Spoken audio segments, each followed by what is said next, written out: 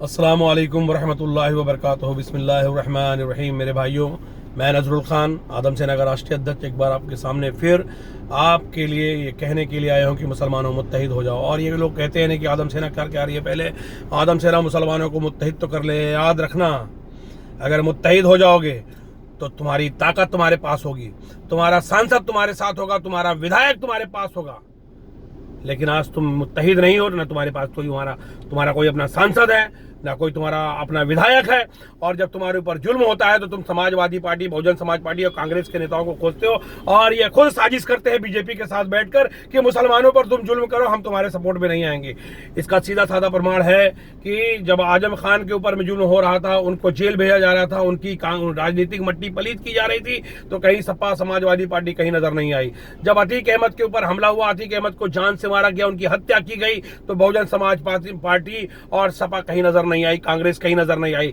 जब शहाबुद्दीन साहब का क्या बोलते हैं साजिशन साइलेंट की, उनको किलिंग कर दी गई, मार दिया गया, तो भी ना कांग्रेस कहीं नजर आई, ना सपा नजर आई, ना राजद कहीं नजर आई, ना बहुजन समाज पार्टी कहीं नजर आई, ना टीएमसी कहीं नजर आई। और जब मुख्तार अंसारी साहब को मार दिया गया तो भी ये सब पार्टियां नहीं दिखी। तो क्या समझते हो आप, आपकी क्या वैल्यू है इस पार्टी में? जब इतने बड़े बड़े लोग इतने बड़े बड़ी पार्टियों में इतने बड़े बड़े ओहदों पर रहकर वहां पर अपने आप को सेफ नहीं कर पाए, तो मुसलमानों तुम किस तरीके से आप उम्मीद करते हो कि तुम इनके भरोसे सेफ हो जाओगे? क्या तुम समाजवादी पार्टी में जो क्या बोलते हैं इनका कद था, अपना क्या बोलते हैं आजम खान का जो कद था, उस कद तक पहुंच पाओगे? आजम खान को तो फाउंडर कहा जाता है समाजवादी पार्टी का, उनको खत्म कर दिया गया। मुसलमानों तुम समझो, आप मेरी बात को समझो। और मुसलमानों, जो तुम्हारा लीडर है असद अवैसी, उसको ये हरामखोर कुछ दल्ले, उसमें कुछ कांग्रेस में मुसलमान शामिल हैं, कुछ समाजवादी पार्टी के मुसलमान शामिल है, कुछ बीजेपी के मुसलमान, कुछ बीजेपी के मुसलमान, कुछ बहुजन समाज पार्टी के मुसलमान,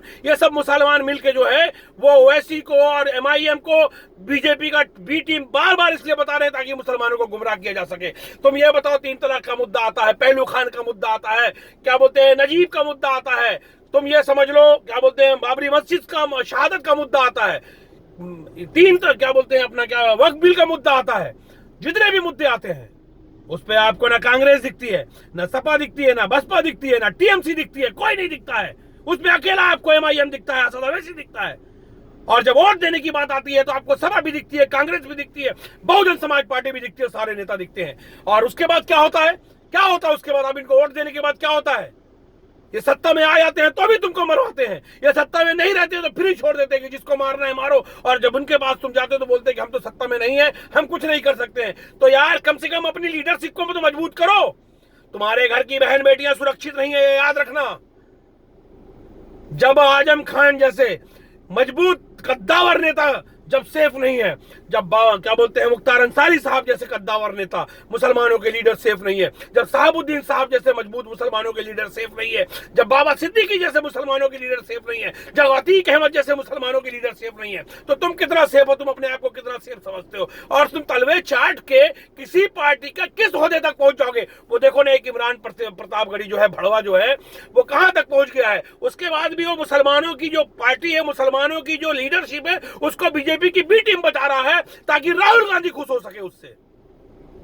तो ऐसे लोग जहां दिखे इनके मुंह पे चप्पल मारो, मारो साले को। ये जहां भी मुशायरा करने जाता है वहां मुसलमानों चप्पल फेंक कर इसका स्वागत करो, चप्पल मारो इसके मुंह पे, इस हरामखोर के मुंह पे। इसने मुसलमानों को यूनाइट करने के लिए कोई योगदान नहीं दिया। इसका एक ही उद्देश्य है कि कैसे भी करके कांग्रेस को मजबूत करे, राहुल गांधी को मजबूत करे। अबे मुसलमानों ने कांग्रेस को मजबूत किया था, आजादी के पहले भी मजबूत किया था, आजादी के बाद भी मजबूत किया। उसका रिजल्ट क्या निकला? उसका रिजल्ट ये निकला कि इंदिरा गांधी जब नेहरू जब आता है क्या बोलते पार्टी में, तो मुसलमानों को कमजोर करने के लिए, मुसलमानों की लीडरशिप को कमजोर करने के लिए क्या करता है वो? मुसलमानों को राजनीतिक क्या बोलते हैं आरक्षण नहीं दिया, मुसलमानों को कहीं से नौकरी में मजबूत नहीं किया, किसी तरीके से एम्प्लॉयमेंट में मजबूत नहीं किया, क्योंकि उसको मालूम था। और हिंदुस्तान पाकिस्तान को जो बंटवारा हुआ है उसके लिए जितना जिन्ना जिम्मेदार है उतना ही नेहरू जिम्मेदार है। तो क्यों नेहरू की साजिश क्या थी कि अगर हिंदुस्तान बढ़ जाएगा, पाकिस्तान अलग हो जाएगा, तो कल के दिन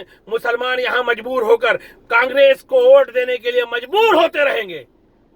क्योंकि एक बहुत बड़ा हिस्सा, आज आप अंदाजा लगाओ कि जो बांग्लादेश का मुसलमान है, जो पाकिस्तान का मुसलमान है, उनकी तादाद अगर हिंदुस्तान के मुसलमानों के साथ मिलकर होती तो क्या लगता है आपको, मुसलमान के अलावा कौन देश का प्रधानमंत्री बनता? तो नेहरू इतना बड़ा साजिश करता था। नेहरू ने साजिशन मुसलमानों को बंटवाने के लिए हिंदुस्तान पाकिस्तान का बंटवारा किया। और उसके बाद इंदिरा गांधी के पास चले आइए। इंदिरा गांधी ने मुसलमानों की तादाद को रोकने के लिए नसबंदी और क्या क्या नहीं लागू किया, किस तरीके से मुसलमानों को कमजोर नहीं किया, एम्प्लॉयमेंट में मुसलमानों को कमजोर किया।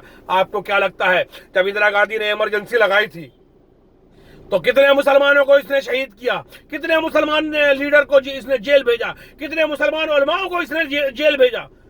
तो इसने क्या कम गुंडागर्दी की। और मुसलमानों, राजीव गांधी पे आओ, तो बाबरी मस्जिद का ताला जो है राजीव गांधी ने खुलवाया। बाबरी मस्जिद का ताला खुलवाया राजीव गांधी ने, वहां मूर्ति की स्थापना करवाई राजीव गांधी ने। आप कैसे ही तैसी मान सकते हो। और उसके बाद इसका एक प्रधानमंत्री नरसिम्हा राव वो आता है, उसने बाबरी मस्जिद को शहादत करवाने के लिए पूरी साजिश रची। आप समझिए, इतना भी एफर्ट नहीं लगाया क्योंकि वो चाहते थे कि बाबरी मस्जिद को शहीद किया जाए। नहीं तो बाबरी मस्जिद जो है वो सेंट्रल की प्रॉपर्टी थी, एक ऐतिहासिक इमारत थी और उसकी देख रेख की पूरी जिम्मेदारी जो थी वो सेंट्रल हुकूमत की थी, सेंट्रल गवर्नमेंट की थी। और आज राहुल गांधी मुसलमानों को तोड़ने के लिए लगातार साजिशें कर रहा है। कौन है मुसलमानों का हितैषी, आप ये बताइए। मुसलमान लीडर 4-4 मार दिए गए। कहीं राहुल गांधी आपको सड़क पर दिखा, कहीं आपको अखिलेश यादव उनके लिए सड़क पर दिखा, कहीं आपको मायावती उनके लिए सड़क पर दिखी, कहीं आपको ममता बनर्जी उनके लिए सड़क पर दिखी। जब उनके लिए सड़क पर नहीं दिखी तो तुम्हारी और हमारी औकात क्या है। कीड़े मकोड़े की तरह है, इनके लिए वोट बैंक है। जाओ बटन दबाओ और बस निकल लो, पलट के भी मत देखो इनकी तरफ, इनसे उम्मीद भी मत करो। और ये तुमको कहेंगे कि तुम हमको वोट नहीं दोगे तो बीजेपी सत्ता में आ जाएगी। अरे यार मुसलमानों, 15 साल से तो तुम क्या बोलते हैं, बीजेपी के खिलाफ वोट कर रहे हो, सपा को, बसपा को, टीएमसी को और क्या बोलते हैं इसको, राजद को, कांग्रेस को। फिर लालू यादव बिहार में क्यों हार जाता है, अखिलेश यादव यूपी में क्यों हार जा रहा है, कांग्रेस सेंट्रल में क्यों हार जा रही है। और कांग्रेस का बीजेपी की बी टीम नहीं है। जब कांग्रेस का दिल्ली में अस्तित्व खत्म हो चुका है तो कांग्रेस दिल्ली में चुनाव क्यों लड़वाई, क्योंकि वो चाहती थी कि बीजेपी आए और केजरीवाल खत्म हो जाए। जब उसको मालूम है उड़ीसा में कांग्रेस की कोई विसात नहीं है, कोई वैल्यू नहीं है, तो कांग्रेस उड़ीसा में चुनाव क्यों लड़वाती है। जब कांग्रेस की वेस्ट बंगाल में कोई हैसियत नहीं है, कोई औकात नहीं है, तो कांग्रेस क्या बोलते हैं वेस्ट बंगाल में चुनाव क्यों लड़वाती है। जब समाजवादी पार्टी की मध्य प्रदेश में कोई हैसियत, कोई औकात नहीं है, तो क्यों लड़वाती है चुनाव वहां पे। तो क्योंकि कांग्रेस का वोट बैंक कौन है, कांग्रेस का वोट बैंक मुसलमान था। आज मुसलमान यूपी में इनको छोड़ दिया तो कांग्रेस की स्थिति कुत्तों जैसी हो गई है। फिर भी कांग्रेस वहां चुनाव लड़वाती है। तो क्या कांग्रेस वहां क्या बोलते हैं बीजेपी की बी टीम बन के काम कर रही है। क्या बिहार में कांग्रेस चुनाव लड़वाती है जो, तो बीजेपी की बी टीम बन के काम कर रही है। तो मुसलमानों याद रखना, यही लोग हैं बीजेपी की बी टीम। और ये मुसलमानों को मुत्तहिद नहीं होने देना चाहते, इसलिए बार बार आरोप लगाते हैं कि एमआईएम क्या बोलते हैं बीजेपी की बी टीम है, वैसी साहब बीजेपी की बी टीम है, ताकि किसी भी तरीके से मुसलमानों को मुत्तहिद होने से रोका जाए, मुसलमानों की लीडरशिप को मजबूत होने से रोका जाए। और मुसलमानों तुम याद रखना, तुम अपनी लीडरशिप कमजोर करके तुम किसी और का नुकसान नहीं, खुद का नुकसान कर रहे हो। आज ना तुम्हारी नौकरी की किसी को चिंता है, ना तुम्हारे एम्प्लॉयमेंट की किसी को फिक्र है, ना तुम्हारी मस्जिदों की किसी को फिक्र है, ना मदरसों की किसी को फिक्र है, ना तुम्हारी राजनीति की किसी को फिक्र है।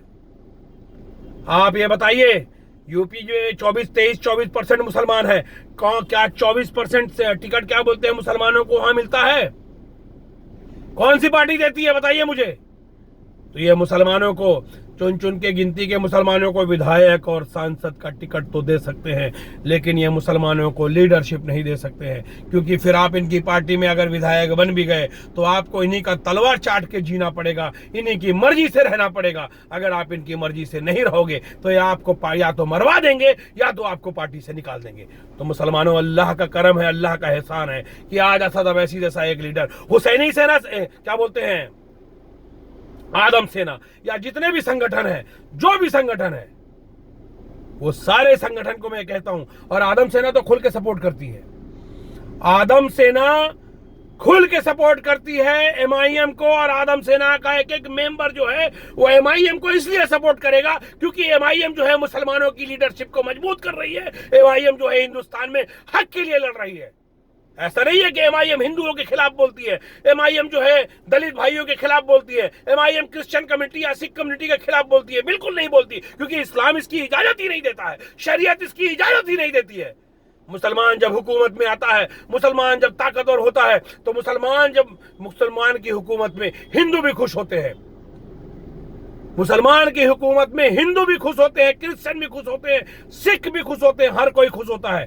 लेकिन और कोई दूसरा हुकूमत में आता है तो मुसलमानों को टारगेट करता है, दलितों को टारगेट करता है, मुसलमान को हिंदुओं से लड़ाता है, फिर हिंदुओं को हिंदुओं से लड़ाता है, मुसलमानों को मुसलमानों से लड़ाता है, दलितों को दलितों से लड़ाता है, सिखों को सिखों से लड़ाता है। अभी तक तो यही होता आ रहा है। तो इसलिए मेरे भाइयों, मुत्तहिद हो जाओ, एकजुट हो जाओ। बिहार के चुनाव में एक तादाद की तरह, एक सैलाब की तरह वो अवैसी साहब को आप वहां चुनाव जितवाइए, एमआईएम को चुनाव जितवाइए, अख्तरुल ईमान साहब को चुनाव जिताइए। क्योंकि अगर मुसलमान को सपोर्ट नहीं करेगा तो राहुल, अखिलेश, तेजस्वी यादव से आप उम्मीद मत करना कि ये मुसलमानों को सपोर्ट करेंगे, क्योंकि ये मुसलमानों को अपने पास सिर्फ वोट के लिए रखे हुए हैं। उसके अलावा इनकी पार्टी में मुसलमानों के लिए कोई जगह नहीं है। अस्सलामु अलैकुम वरहमतुल्लाहि वबरकातुहू।